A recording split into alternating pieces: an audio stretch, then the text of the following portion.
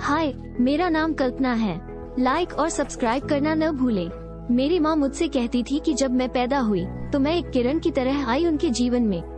मेरी फैमिली ज्यादा अमीर नहीं थी और ना ज्यादा बड़ा घर, लेकिन मैं उनके लिए स्पेशल थी। वे बता सकते थे कि मैं होशियार थी और मैं 2 साल की उम्र में बोलने और पढ़ने लगी। उन्हें मुझ पे गर्व था। मेरे भाई अंकित, जो कि मुझसे 2 साल बड़ा था। एक बार जब मैं 5 साल की थी, भाई और मैं बॉल से खेल रहे थे यार्ड में। वो बहुत दूर दूर बॉल फेंक रहा था। कल्पना, इतनी चिंता मत करो। भाई, थोड़ी आराम से। पर इस बार सीधा पड़ोसी की खिड़की पर बॉल लगी। फिर पापा को पैसे देने पड़े। अंकित, इस साल तुमने कोई गिफ्ट नहीं मिलेगा। वो खिड़की तोड़ने के बाद तुम हमेशा कुछ न कुछ शैतानी करके हमारे पैसे लगवा देते हो। मैंने कहा था इतना ऊंचा मत फेंको। बेशक तुमने कहा होगा बेटी, काश आपका भाई आपकी तरह स्मार्ट होता। और तब से हम कुत्ते बिल्लियों की तरह लड़ते रहे।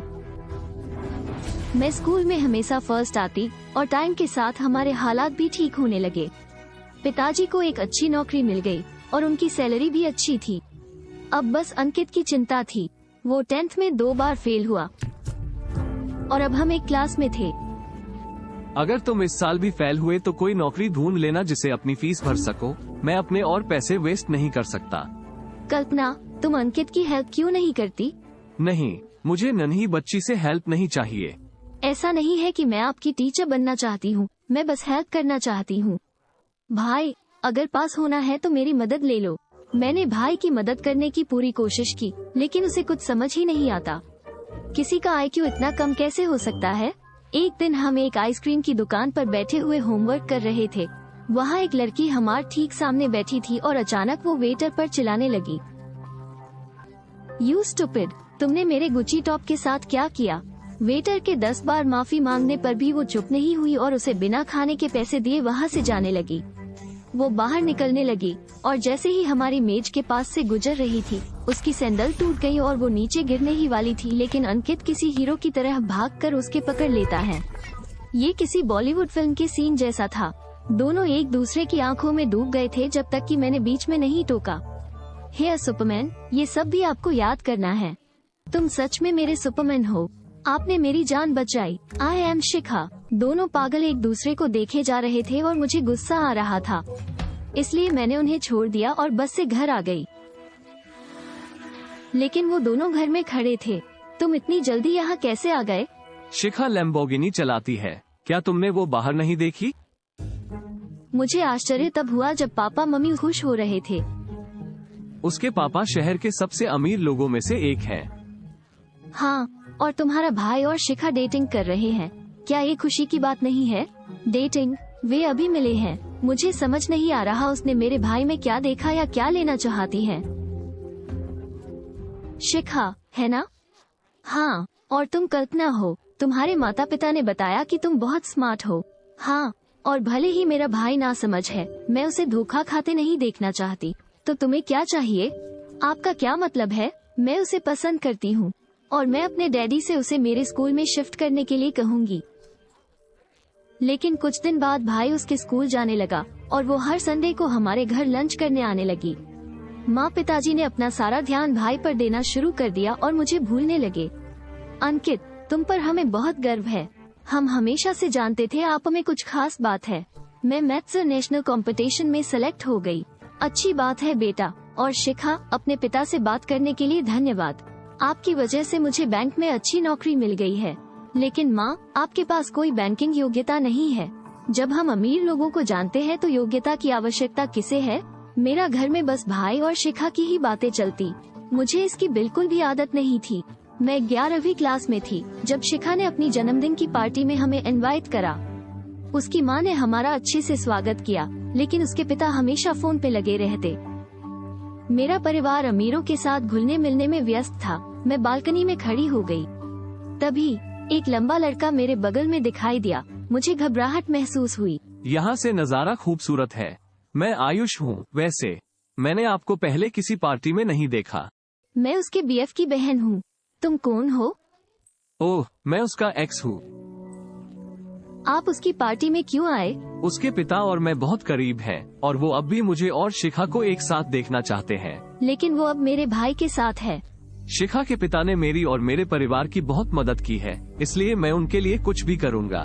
मेरे भाई और शिखा का ब्रेकअप करवाना चाहते हो? ये उसके पिता चाहते हैं और तुम ऐसा करोगे? वे 1 साल से साथ हैं और वो एक दूसरे से प्यार करते हैं। ये तुम सोचते हो। कल्पना, तुम यहाँ इसके के साथ क्या कर रही हो? ये शिखा के पीछे पड़ा है और मेरे साथ उसका ब्रेकअप करवाना चाहता है। मैं बस तुम्हारी मदद करने की कोशिश कर रहा हूँ। भाई आयुष को मारने के लिए आगे बढ़ा, पर उसने भाई को धक्का मारकर पीछे कर दिया। तभी भाई फर्श पर जोर से गिरा। वो बेहोश था और हमने तुरंत एम्बुलेंस बुलाई। मैं और मेरे माता पिता अस्पताल में बैठे थे। मैं पानी लेने गई, तब मैंने शिखा को आयुष की बाहों में पाया। मेरे भाई को गंभीर रूप से चोट लगी है और तुम यहाँ अपने एक्स के साथ प्यार दिखा रही हो। तुम मुझसे इस तरह बात नहीं कर सकती। तुम एक धोखेबाज हो। तुम इतना चिल्ला क्यों कर रही हो? क्योंकि भाई अस्पताल में है और ये सब इसकी वजह से हुआ है। तभी मैंने शिखा के गले में दादी माँ के मोतियों के हार को देखा। तुम्हें वो हार क्यों पहना है? ये तुम्हारी माँ ने मुझे गिफ्ट करा है। माँ, आपने उसे क्यों दिया? आपने हमेशा कहा कि ये मेरा है। कल्पना, शांत हो जाओ। शिखा ने हमारे परिवार के लिए बहुत कुछ किया है। तुम्हें भी उसे थैंक यू करना चाहिए। वो वैसी नहीं है जो वो दिखती है। बस बहुत हुआ। सब कुछ तुम्हारे हिसाब से नहीं चलेगा कल्पना। बस ये सुनते ही मैंने पागलों की तरह उन मोतियों को खींच लिया शिखा की गर्दन से और भागती हुई भाई के पास पहुंची। जब मैंने भाई को देखा तो वह अच्छा नहीं लग रहा था। कमजोर लग रहे हो भाई, लेकिन मुझे खुशी है कि तुम जाग गए। शिखा कहाँ है? सुनो, मुझे कुछ बताना है।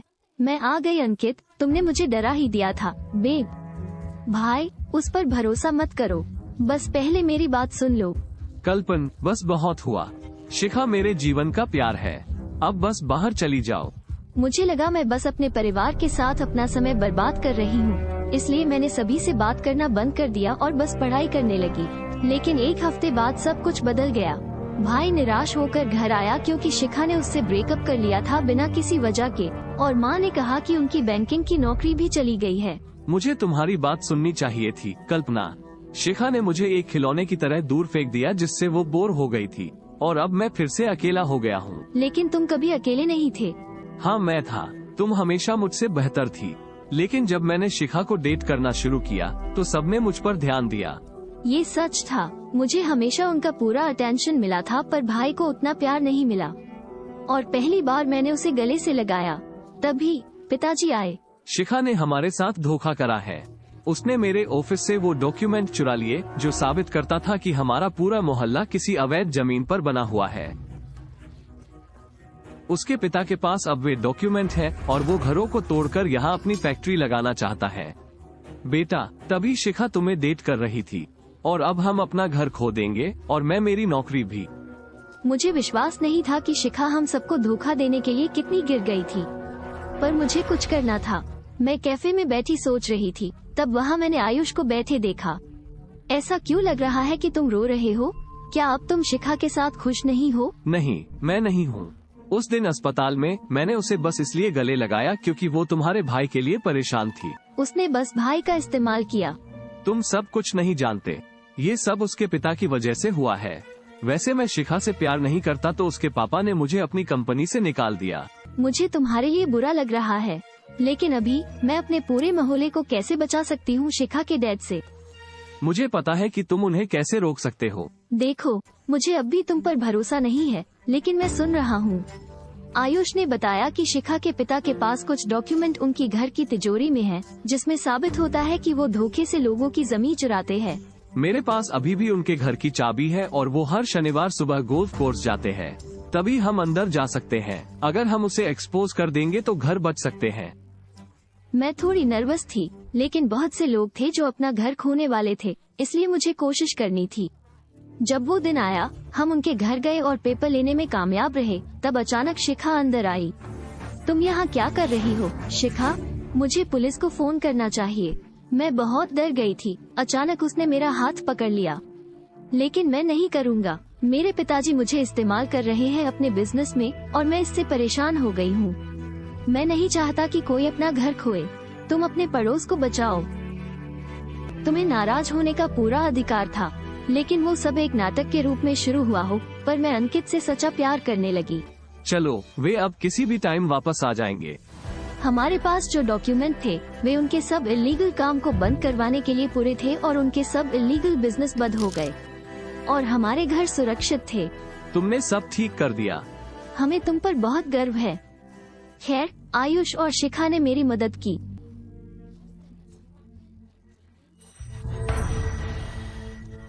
ये लोग यहाँ क्या कर रहे हैं, खासकर ये शिखा? उसने पापा के कहने पर तुम्हें चोट पहुंचाई। तुम्हें उसे एक मौका देना होगा। हाँ, इसलिए मैं तुम्हें शिखा से दूर रहने की चेतावनी देता रहा। मैं बस तुम्हें उसके पिता से बचाने की कोशिश कर रहा था, क्योंकि तुम एक अच्छे आदमी हो अंकित, और तुम्हें अपनी बहन की बात सुननी चाहिए क्योंकि वो बहुत समझदार है। मैं आयुष की बात सुनकर खुश हो गई और जिस तरह उसने मुझे देखा वो बहुत क्यूट था। हम आयुष के बारे में नहीं जानते, लेकिन हम इसे कभी माफ नहीं करेंगे।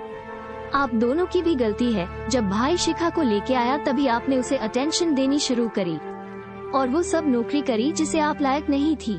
आओ हम सब बस एक दूसरे को माफ करें और नई शुरुआत करें। हमने बात करने के लिए भाई और शिखा को अकेला छोड़ दिया। हम एक अच्छी टीम है ना? हाँ, तुम ऐसा कह सकते हो। हम फिर से टीम बन सकते हैं। ओक, अगली बार जब किसी और को जरूरत होगी तो मैं तुम्हें कॉल कर लूंगी। शायद मैं जो कह रहा हूँ तुम समझ नहीं पा रही। मैं तुमसे डेट के लिए पूछ रहा हूँ। हाँ, मुझे पता है तुम क्या कहना चाहते थे। और हाँ, चलते हैं।